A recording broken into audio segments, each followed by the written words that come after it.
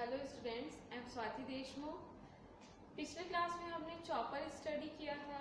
Chopper step down chopper हमने study किया था। आज हम देखते हैं step up chopper. Step down chopper क्या काम करता था? स्टेप डाउन चॉपर हमारा जो आउटपुट वोल्टेज था V0 is less than Vs, वो क्या कहलाता था आपका स्टेप डाउन चॉपर। मतलब हमारा जो आउटपुट वोल्टेज था उसकी वैल्यू इनपुट वोल्टेज से कम रहती थी। मतलब वो आउटपुट वोल्टेज को क्या कर देता था, स्टेप डाउन कर देता था। इसलिए हम उसको क्या बोलते थे, स्टेप डाउन चॉपर। अब देखिए हम पढ़ते हैं step up chopper. Step up chopper में क्या होगा, हमारा जो आउटपुट वोल्टेज है वो ग्रेटर देन होगा किससे, सप्लाई वोल्टेज से। क्लियर? स्टेप अप चॉपर में क्या होगा, हमारा जो आउटपुट वोल्टेज है वो ग्रेटर देन होगा सप्लाई वोल्टेज से। That is V0 is greater than Vs। तो स्टेप अप चॉपर क्या है आपका, V0 is greater than Vs। Clear? Chopper क्या काम करता है, फिक्स्ड डीसी को वेरिएबल डीसी में कन्वर्ट करता है। तो ये आपका चॉपर का सर्किट डायग्राम है फॉर स्टेप अप चॉपर। यहाँ पे हम क्या करेंगे, इनपुट आप क्या दोगे, फिक्स्ड डीसी दोगे, ऐसा इनपुट। आउटपुट में आपको क्या मिलेगा, वेरिएबल डीसी ऐसा आउटपुट। तो देखिए आप स्टेप अप और स्टेप डाउन चॉपर के सर्किट को कैसे पहचानोगे। स्टेप अप चॉपर का जो सर्किट डायग्राम है, उस सर्किट डायग्राम में क्या होता है, यहाँ पे हमने जो इंडक्टेंस यूज किया है, यहाँ पे जो इंडक्टर हमने लगाया है वो सोर्स के सीरीज में कनेक्ट होता है। क्लियर? यहाँ पे स्टेप अप चॉपर में हमने जो इंडक्टेंस लगाया है वो सोर्स के सीरीज में कनेक्टेड रहता है। डायग्राम में आप देख सकते हो ये जो इंडक्टर है वो किससे कनेक्टेड है, सोर्स के सीरीज में कनेक्टेड है। लेकिन स्टेप डाउन चॉपर में क्या होता था, हम जो इंडक्टर यूज करते थे वो कहाँ पे कनेक्टेड था, लोड साइड कनेक्ट रहता था। लेकिन इस केस में ऐसा नहीं है। तो अगर आप डायग्राम को आइडेंटिफाई करना चाहो step up and step down, तो इस टाइप से आप उसको आइडेंटिफाई कर सकते हो कि स्टेप अप में हमारा जो इंडक्टर है वो सोर्स के सीरीज में कनेक्ट रहेगा। तो चलिए अब हम इसका वर्किंग देखते हैं।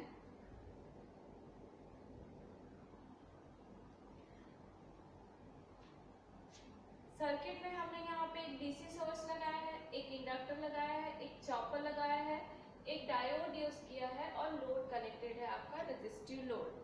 अब देखिए यहाँ से हम क्या दे रहे हैं, डीसी सप्लाई दे रहे हैं। यहाँ से क्या सप्लाई होगा आपका, डीसी सप्लाई। वेवफॉर्म में आप देख सकते हो। तो इस सर्किट का भी दो मोड है।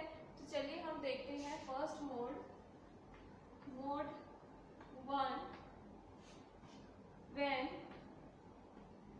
chopper is on, when chopper is on। Clear? यहाँ पे हमने एक स्विच से रिप्रेजेंट किया है चॉपर को। लेकिन चॉपर बनाने के लिए हम कौन से डिवाइस का यूज कर रहे हैं, थायरिस्टर, या फिर आप इसी को बोल सकते हो SCR, सिलिकॉन कंट्रोल्ड रेक्टिफायर। तो जब हम चॉपर को ऑन करेंगे, क्लियर, तो ये स्विच जो है वो क्या हो जाएगा, क्लोज हो जाएगा। तो सर्किट डायग्राम क्या बनेगा आपका,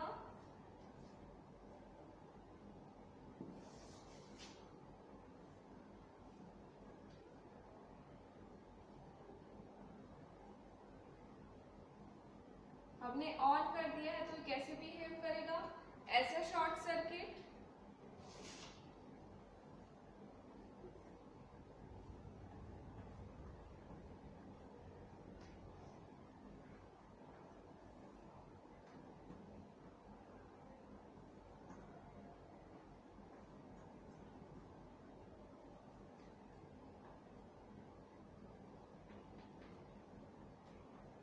अब देखिए इस टाइम में हमने क्या लगाया है, इंडक्टर लगाया है। ठीक है, इस टाइम में क्या होगा, इंडक्टर एनर्जी को क्या करेगा, स्टोर करेगा। जैसे ही आप चॉपर को ऑन करोगे, जैसे ही हम चॉपर को ऑन करते हैं क्या होगा, हमारा चॉपर ऐसा शॉर्ट सर्किट बिहेव करेगा। क्लियर? यहाँ पे ये शॉर्ट सर्किट बिहेव कर रहा है। इस केस में क्या होगा, इंडक्टर क्या करेगा, एनर्जी को स्टोर करेगा। अब हमारा करंट कैसे फ्लो होगा, डायरेक्शन में फ्लो होगा। क्लियर? तो देखिए यहाँ पे हमें लोड साइड कोई भी आउटपुट नहीं मिल रहा है। क्लियर? क्योंकि ये चॉपर क्या हो गया है, शॉर्ट सर्किट हो गया है। तो यहाँ पे हमारे पास आउटपुट वोल्टेज क्या मिल रहा है, 0। आप देख सकते हो कि जैसे मैंने चॉपर को ऑन किया है, हमें लोड के अक्रॉस वोल्टेज क्या मिल रहा है, 0। आउटपुट वोल्टेज हमें 0 मिल रहा है और आउटपुट करंट भी हमें क्या मिल रहा है, 0 मिल रहा है। इस सर्किट में आपको गेट पल्स नहीं दिखाया गया है ना, इस सर्किट में आपको गेट पल्स नहीं दिखाया गया है, ना ही कम्यूटेशन सर्किट शो किया गया। चॉपर बनाने के लिए हम किसका यूज कर रहे हैं,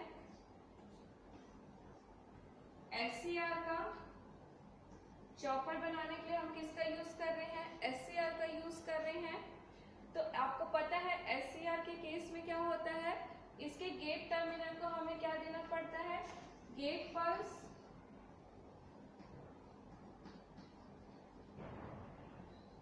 गेट पल्स किस लिए जरूरी रहता है, थायरिस्टर को SCR को ऑन कंडीशन में लाने के लिए गेट पल्स जरूरी रहता है।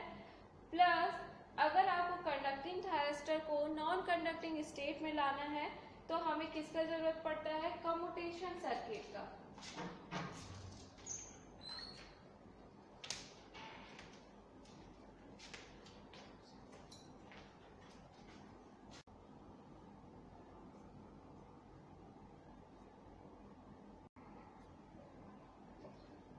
किसका रिक्वायरमेंट रहता है, कम्यूटेशन सर्किट।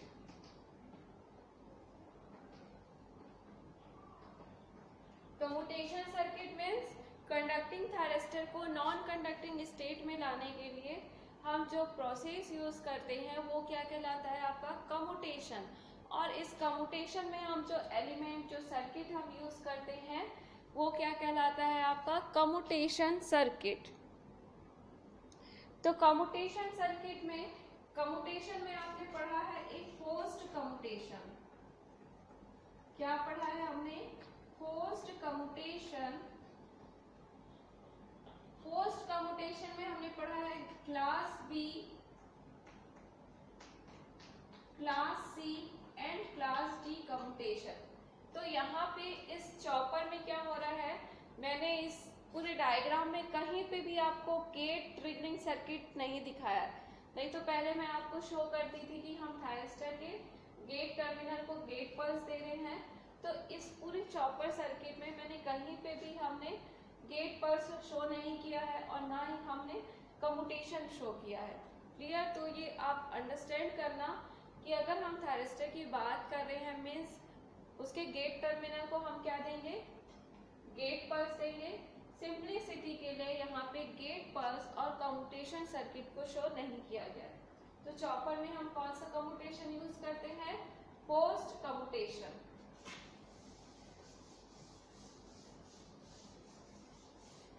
तो चलिए देखते हैं, व्हेन चॉपर इज ऑन, जब चॉपर ऑन हो जाएगा उस केस में क्या होगा, इंडक्टर क्या करेगा, एनर्जी को स्टोर करेगा। क्लियर? इंडक्टर क्या करेगा, एनर्जी को स्टोर करेगा। उस टाइम पे देखिए हमें आउटपुट वोल्टेज क्या मिला है, 0। क्लियर? प्लस यहाँ पे मैंने एक और करंट शो किया है, सोर्स करंट। IS क्या रिप्रेजेंट कर रहा है, सोर्स करंट। तो देखिए इस टाइम में क्या कर रहा है, इंडक्टर एनर्जी को स्टोर कर रहा है। मींस इस इंडक्टर के थ्रू फ्लो होने वाला करंट पहले क्या होगा, मिनिमम, फिर क्या होगा, मैक्सिमम। इंडक्टर की प्रॉपर्टी है कि ये करंट में सडन चेंज को क्या करता है, अपोज करता है। इसलिए यहाँ पे जो करंट का नेचर होगा वो क्या होगा, ग्रेजुअली इंक्रीजिंग नेचर का है। तो देखिए यहाँ पे जो करंट का वेवफॉर्म बनाया गया है, पहले करंट की वैल्यू क्या है, I1 से इंक्रीज हो रहा है, फिर कहाँ पे गया है ये, I2। तो during on period of chopper, जब चॉपर ऑन है तो उस केस में क्या हो रहा है, हमें आउटपुट वोल्टेज और आउटपुट करंट क्या मिल रहा है, 0 मिल रहा है, क्योंकि ये क्या हो गया है आपका शॉर्ट सर्किट। क्लियर? तो हमें आउटपुट वोल्टेज 0 मिला है और आउटपुट करंट भी क्या मिला है, 0 मिला है।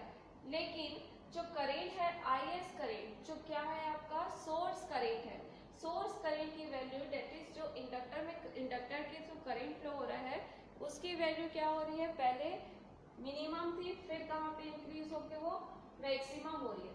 Minimum value is I1 and maximum value is I2। Clear?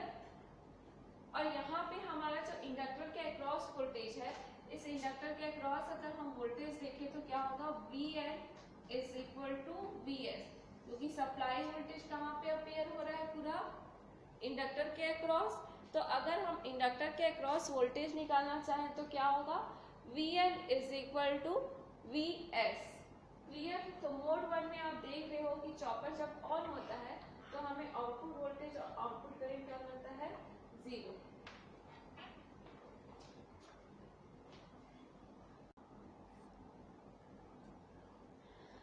अब चलिए हम देखते हैं मोड 2।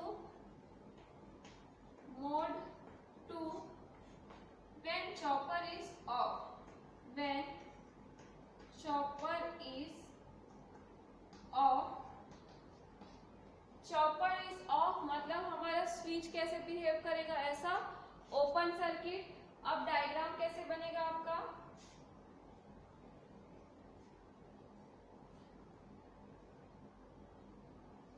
ये आपका ओपन सर्किट हो गया chopper, diode and this is load.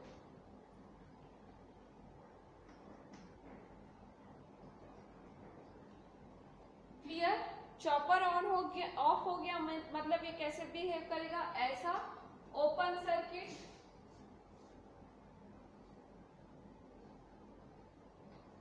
अब इंडक्टर की पोलैरिटी क्या हो जाएगी, चेंज हो जाएगी। क्लियर? इंडक्टर की पोलैरिटी चेंज हो गई। अब हमारा करंट कैसे फ्लो होगा, इस डायरेक्शन में पूरे सर्किट में फ्लो होगा। अब हमें लोड के अक्रॉस क्या मिलेगा, आउटपुट वोल्टेज मिलेगा। लेकिन इस टाइम पे इंडक्टर क्या करेगा, अपनी एनर्जी को रिलीज करेगा। तो देखिए जब चॉपर ऑफ है, मींस इस पर्टिकुलर पीरियड में, ऑफ पीरियड में, अब जो करंट की वैल्यू है वो क्या होगी, डिक्रीज हो गई। तो आप देख सकते हो यहाँ पे I2 की वैल्यू डिक्रीज होके कहाँ पे हो रही है, I1 पे आ रही है।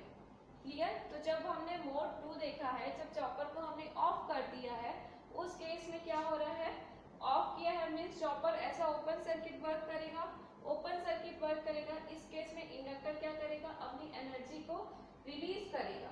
रिलीज करेगा तो क्या होगा, I2 की वैल्यू डिक्रीज होगी, अब कहाँ पे आएगी, I1 में आएगी। क्लियर? अब हमें इस लोड के अक्रॉस क्या मिलेगा, आउटपुट वोल्टेज मिलेगा।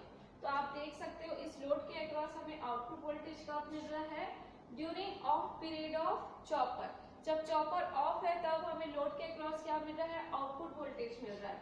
ऑन था तब हमें क्या मिला था, 0, और ऑफ है तो हमें क्या मिल रहा है, आउटपुट वोल्टेज। सेम यहाँ पे आप करंट का देखिएगा, करंट की वैल्यू पहले इंक्रीज हो रही है I2, उसके बाद क्या हो रही है, डिक्रीज होके I1 में पहुंच रही है, उसके बाद क्या हो रही है, 0। तो जो टोटल टाइम पीरियड है ऑन और ऑफ, वो क्या कहलाता है आपका, total time period of chopper. This is the on period of chopper and this is the off period of chopper. Total period of chopper is T is equal to T on plus T off. Again आप देखोगे, again जब आप फिर से आप mode 1 पे आओगे, फिर से आप चॉपर को ऑन करोगे तो आपको सेम ये प्रोसेसर मिलेगा, फिर आप चॉपर को ऑफ करोगे तो सेम आपको प्रोसेसर मिलेगा। तो अब देखते हैं हम कि हमें स्टेप अप कैसे मिल रहा है वोल्टेज। अगर आप इस इक्वेशन में KVL लगाओगे, सपोज लोड के अक्रॉस वोल्टेज कितना है आपका, VL। क्लियर? यहाँ पे हम क्या दे रहे हैं, VS, और यहाँ पे क्या है आपका आउटपुट वोल्टेज। अगर हम इस इक्वेशन में KVL अप्लाई करते हैं, अप्लाई KVL, तो क्या होगा, VL, मैं आउटगोइंग साइन लेती हूँ, तो यहाँ पे VL का आउटगोइंग साइन क्या है, प्लस, यहाँ पे आउटगोइंग साइन क्या है, V0 का minus, and this is the plus VS is equal to 0। Clear? यहाँ पे मैंने आउटगोइंग साइन लिया है, तो दिस इज द VL का आउटगोइंग साइन, ये क्या है, VL का आउटगोइंग साइन, V0 का माइनस क्या होगा, आउटगोइंग साइन, एंड VS का इस डायरेक्शन में मूव कर रही हूँ तो Vs का आउटगोइंग साइन क्या होगा प्लस, तो Vn minus V naught plus Vs। अब यहाँ से आप वी नॉट की वैल्यू निकालोगे तो क्या मिलेगा आपको, V naught is equal to Vs पर प्लस Vl। इसको हम और कैसे लिख सकते हैं, V naught is equal to Vs L di by dt, ये लिख सकते हैं।